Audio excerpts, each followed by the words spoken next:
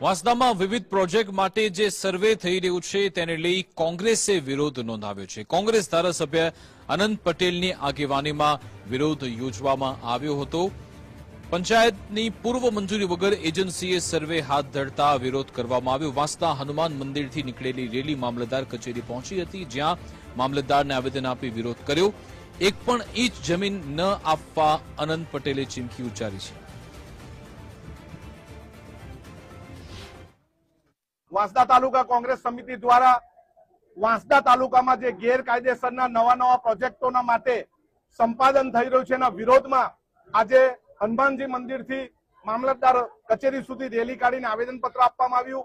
અમારી મુખ્ય માંગણી છે કે કોઈ બી પ્રોજેક્ટમાં માપણી કરવામાં આવે તેના પહેલા પેસા એક્ટ મુજબ પંચાયતની પૂર્વ મંજૂરી લેવામાં આવે। જો પૂર્વ મંજૂરી લીધા વગર કોઈ બી એજન્સી કોઈ બી પ્રોજેક્ટના માટે માપણી કરશે તો એ માપણી અમે કરવા દેશું નહીં, સર્વે અમે કરવા દેશું નહીં।